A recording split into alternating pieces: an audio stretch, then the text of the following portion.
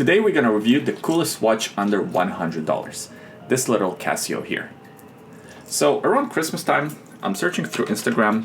My suggested or the explore page is just full of watches.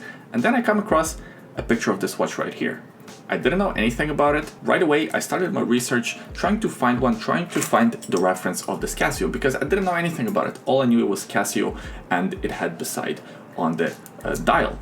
So I started researching and I found the reference. The reference for this one is BEM-SL100d, and I think this one is -3A because the watch is available in a few different color combinations. Once I found the reference, I tried to buy one. Of course, it was sold out everywhere. On Casio website, it was sold out. I looked on Amazon, I looked on eBay, started looking on forums, started looking at third-party websites. Walmart had these watches, but everywhere it was sold out. I stumbled across a few different models in Russia, in I think Kyrgyzstan. I even found one in Belarus. I have a friend who's from Belarus, so briefly I considered maybe contacting her family or asking her to contact her family to buy the watch for me and then ship it here because I really liked it and I really wanted to own one. Then I had this idea, maybe I will contact one of the Russian websites because I do speak Russian and ask them to ship the watch to Canada, pay a little bit extra for shipping. Again, ultimately decided against that plan.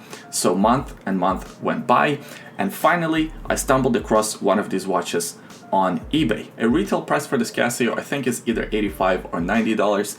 I paid $105, so I did pay a little premium for the watch because the seller was a reseller. It was a brand new watch. There is an unboxing video on the Instagram, check it out if you're interested. And I finally bought one. It took a while for it to arrive because of course we had the pandemic, plus the shipping from Israel to Canada is not the quickest. I think 5 or 6 weeks later, the watch arrived. I'm super happy, I unboxed it and I have worn it ever since. So I spent about a month with this watch and so far I really love it. Now that you know the story behind the purchase of this watch, I'm gonna do the review part next. And then at the end of the video, I'm gonna come back and briefly talk about my feelings towards the watch, my experience of wearing it, and mention a few negatives. So with all of that out of the way, let's begin with the review portion first. Let's talk about the case dimensions. The watch has a diameter of 40 millimeters, so from this point to this point, but excluding the crown. It's 46 millimeters from one leg to another, so from this point to this point. However, the widest points on this case, this point and this point, are about 56 millimeters apart. It has an integrated bracelet, and the width of this integrated bracelet by the lugs it's 24 millimeters, and then it tapers into about 20 millimeters by the clasp, and it's only 7.3 millimeters thick. And there it is on my 7.5 inches or just under 20 centimeters wrist. I love the fit of this watch. First of all, diameter 40 millimeters. It's not too small, it's not too large, it's just perfect. Secondly, the way it hugs the wrist. Generally, I'm not a big fan of integrated bracelets, but I think on this design, on this watch, it works well. And thirdly, of course, that thickness, or should I say thinness. It's only 7 millimeters thick, so it looks great on the wrist. Of course, it will slide under the cuff of pretty much any shirt if you choose to wear this watch with a shirt. And overall, the comfort is fantastic. On the wrist, the watch looks more expensive than the price tag would suggest.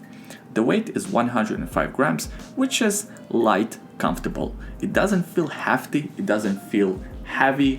100 grams is on the lighter side, but for a quartz watch, I think it's still okay. It has a stainless steel case and bracelet, alternating finish between brushed and polished. As you can see, the bezel is in this satin brushed finish. It has a polished accent all around. Little beveling. Looks great and plays with the light really well. The rest of the case is done in a high polish, except for this middle link on the bracelet and on the case.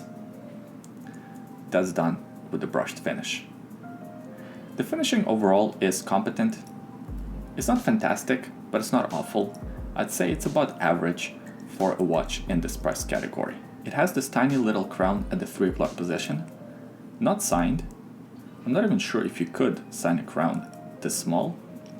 It's a push-pull style crown in the first position. That's how you adjust the time.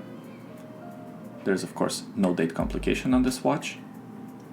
And it's a hackable movement because it is a quartz movement. The case back is surprisingly a screw-down case back. Why I say surprisingly? Because a lot of these cheaper Casio watches and cheaper watches in general would utilize screws held in place case backs. This one here is a proper screw-down case back. You might be wondering, how do I know that? Well, the battery on this watch lasted about 2 weeks after I purchased it, and then I had to buy a new battery from Amazon and replace it myself. So that's how I know I actually opened the case back. 50 meters of water resistance, and not a lot of decoration on this case back. It of course doesn't have a sapphire crystal, it's just a flat piece of mineral crystal. So you do have to be careful with scratches. The mineral crystal is not scratch resistant, so it'll be quite easy to scratch this one. However, on the positive side, it doesn't have any weird gaps between the crystal and the case.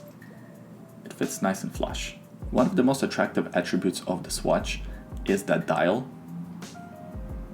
It has a really cool texture. I should also mention that this watch is available in 3 different color combinations. We have this burgundy brown one, there is a green one, and there is a blue one. Out of the 3, my favorite is the blue one. However, when I was trying to purchase one, it wasn't available anywhere. The only one that was available is this burgundy one. After I got it, I came to love it, and now maybe it's on par with the blue one. Of course, I haven't seen the blue one in person, but this burgundy looks really cool in person, and I don't have many watches with this color of a dial, so that's kind of cool. It's got applied indices for hour marks. Yes, the indices are a bit on the cheap side. As you can see, they don't stand too tall. Just from these indices alone, you can say that this is a more affordable watch. Printed logo, Casio, beside closer to the 12 o'clock position, and water resistant written closer to the 6 o'clock position. All the way at the bottom there says Japanese movement. Semi-skeletonized set of hands with a bevel and some lume. In fact, that's the only lume on the watch. Here's a lume shot for you. Yeah, not very impressive. But then again, this is not really a diver watch, so you're not expecting too much lume in the first place. This is more of a dress timepiece. I wouldn't really wear this as a dress watch, not with a suit and tie, but as an everyday watch to work with a t-shirt and jeans. That type of casual wear, this watch works really well. In fact, that's why I bought this watch, because of its looks. The design is just so Giralgenta. The design to me looks more like a Hublot than the Royal Oak or the Nautilus, although you could draw some comparisons between the Nautilus and this, and between the AP Royal Oak and this, but I still think that Hublot shares more similar design language with this watch than the AP and the Patek. Integrated bracelet, solid links, poor style pins, just a pressed metal clasp with the 2 pushers for the release, Casio signed, and 2 micro adjustments. Not a great quality bracelet, and the clasp is quite poor. As you can see, it rattles, it doesn't sit flushly to the case, and overall it gives away the price of this watch. Nevertheless, I still love it. It's a comfortable bracelet, it doesn't pull on your hairs, and for $100, it's a killer watch. I'm so happy I bought it. I think this is the coolest watch under $100, hands down. I didn't say it's the best watch under $100. There are better watches, better value propositions in this price category. The Seiko 5, I think the reference SNK 809 comes to mind. It's a great watch under $100. The Invicta diver, a whole different range of Chinese divers. You also have Vostok watches under $100, and those watches offer better value for money. Some of them offer better quality for money. However, I think this right here is just the coolest watch you can buy under $100 if you can find one. Now, is the watch perfect? No, it's far from perfect. Some of the negatives, first of all, this clasp. Do you hear that? That doesn't sound very good, does it? Only 2 micro adjustments. It's ratchety.